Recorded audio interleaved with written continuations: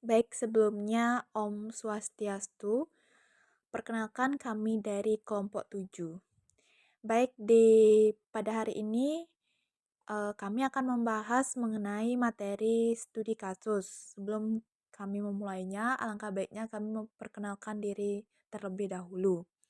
Anggota dari kelompok 7 ada saya, Nilu Putu Ratiniasi sebagai moderator. Yang kedua ada Niputu Andriani. Dan yang ketiga ada Ide Bagus Gede Krisnan Kawyana Putra Manuapa. Baik, di video kali ini kami membahas mengenai penganggaran modal. Terus yang kedua ada struktur modal dan leverage. Yang ketiga ada pendanaan jangka panjang dan leasing. Yang keempat ada kebijakan investasi dan pendanaan modal kerja. Yang kelima ada konsolidasi, merger, dan akuisisi. Yang keenam ada kegagalan perusahaan dan reorganisasi. Dan yang terakhir ada case study kasus.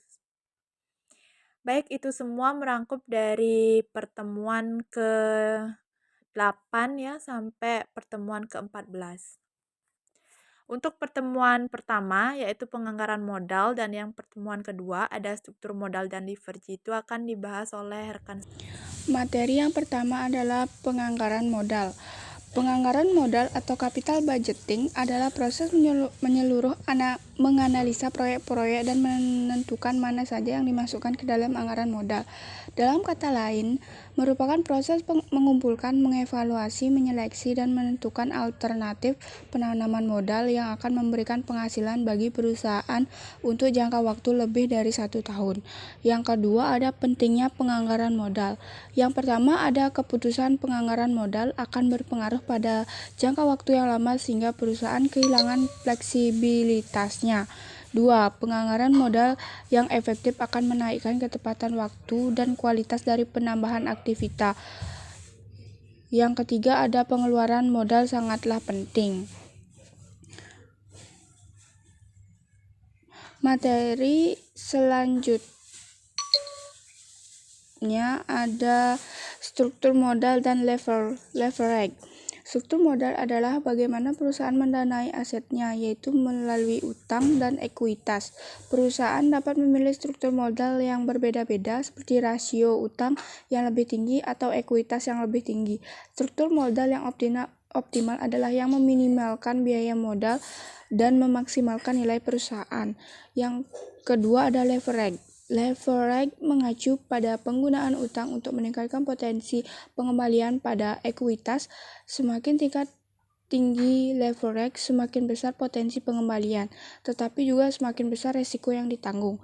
Leverage dapat diukur dengan berbagai rasio seperti rasio utang terhadap ekuitas. Baik, yang ketiga ada pendanaan jangka panjang dan leasing. Pendanaan jangka panjang dan leasing merupakan metode yang digunakan perusahaan untuk memperoleh modal yang akan digunakan selama periode waktu yang signifikan, biasanya lebih dari 1 tahun. Tujuannya adalah untuk membiayai investasi besar seperti pembelian aset tetap, tanah, bangunan, mesin, pengembangan produk baru, atau ekspansi bisnis. Sumber pendanaannya meliputi yang pertama ada utang jangka panjang, yang kedua ada ekuitas, yang ketiga ada hibah dan subsidi, dan yang terakhir ada reinvestasi dan keuntungan. Baik, yang keempat itu ada kebijakan investasi dan pendanaan modal kerja. Yang pertama ada kebijakan investasi. Kebijakan investasi mencakup perencanaan jangka panjang bagaimana perusahaan akan mengalokasikan dana untuk aset-aset yang diharapkan menghasilkan keuntungan.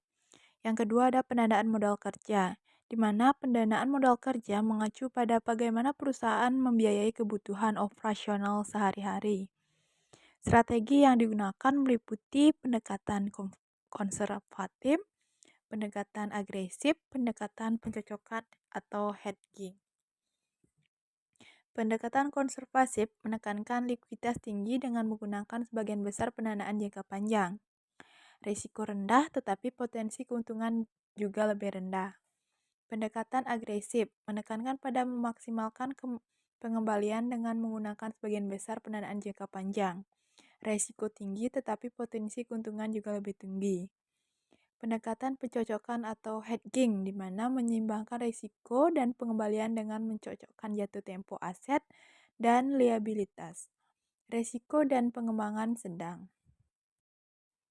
Baik, yang kelima itu ada konsolidasi, merger, dan akuisisi. Baik, kita flashback lagi ya di minggu lalu. Yang pertama itu ada konsolidasi. Konsolidasi adalah proses penggabungan dua atau lebih perusahaan menjadi satu entitas baru. Perusahaan lama dibubarkan dan digantikan oleh perusahaan yang benar-benar baru secara hukum dan identitas. Contohnya sih seperti perusahaan A dan B bergabung dan membentuk suatu perusahaan C. Maka suatu perusahaan A dan B itu tidak ada lagi secara hukum, melainkan perusahaan C inilah yang ada secara hukum, seperti itu. Yang kedua ada merger, penggabungan perusahaan. Merger adalah penggabungan dua perusahaan atau lebih di mana satu perusahaan tetap berdiri dan perusahaan lain melebur ke dalamnya.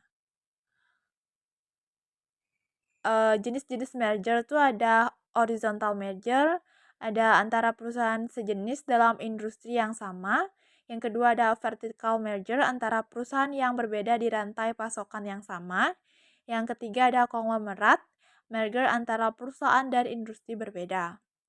Contohnya, contoh sederhana ya, perusahaan A mengakuisisi dan menggabungkan perusahaan B ke dalam dirinya, maka B berhenti beroperasi dan A tetap hidup dengan kapasitas yang lebih besar. Oke, yang ketiga ada akuisisi. Akuisisi adalah proses pengambil alihan atau kepemilikan dan pengendalian suatu perusahaan oleh perusahaan lain. Perusahaan yang diakuisisi tetap eksis tetapi memiliki oleh pihak lain. Ciri-cirinya tidak menciptakan entitas baru. Yang kedua ada perusahaan target tetap hidup secara hukum tapi dikendalikan oleh pemilik baru. Yang ketiga bisa terjadi dengan pembelian saham atau aset. Jenis-jenis akuisisi ada akuisisi saham, perusahaan membeli mayoritas saham perusahaan target. Yang kedua ada akuisisi aset, hanya aset tertentu yang diambil alih. Contohnya, perusahaan A membeli 80% saham perusahaan B. Perusahaan B tetap ada tapi dikendalikan oleh perusahaan A. Oke, yang keenam itu ada kegagalan perusahaan dan reorganisasi. Yang pertama ada kegagalan perusahaan dulu. Kegagalan perusahaan adalah kondisi ketika sebuah perusahaan tidak mampu memenuhi kewajiban keuangannya, baik kepada kreditur, pemegang saham, maupun operasional bisnisnya sendiri. Penyebab kegagalan itu mungkin beragam ya, mulai dari faktor eksternal maupun internal sesuai perusahaan tersebut. Jadi saya akan tidak menjelaskan itu panjang lebar. Kita langsung saja ke reorganisasi. Reorganisasi adalah proses restrukturasi internal yang dilakukan perusahaan untuk memperbaiki kondisi keuangan dan operasional guna keluar dari krisis atau kegagalan reorganisasi. Biasanya dilakukan dalam kerangka hukum, misalnya saat dalam proses kepalitan atau perlindungan kebangkrutan. Tujuan reorganisasi itu menstabilkan keuangan perusahaan, melanjutkan operasional bisnis, melindungi aset dan pekerjaan, mengembalikan kepercayaan investor dan kreditur. Baik, yang terakhir itu ada studi kasus.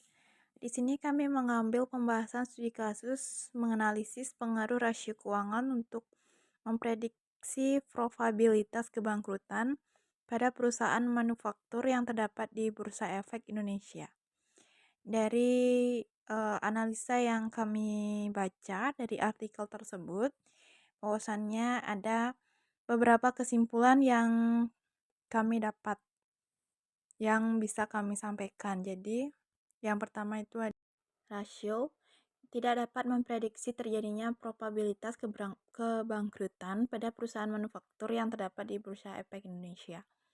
Yang kedua ada rasio dapat memprediksi terjadinya probabilitas kebangkrutan pada perusahaan manufaktur yang terdapat di Bursa Efek Indonesia.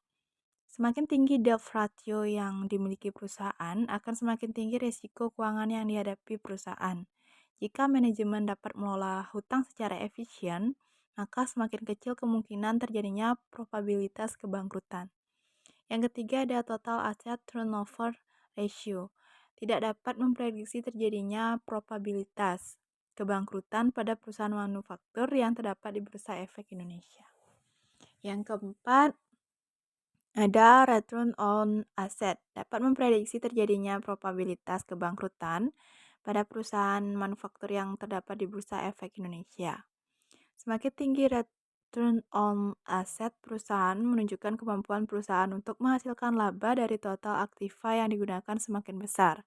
Dengan demikian, maka jika kinerja perusahaan semakin baik, kecil kemungkinan terjadinya probabilitas kebangkrutan.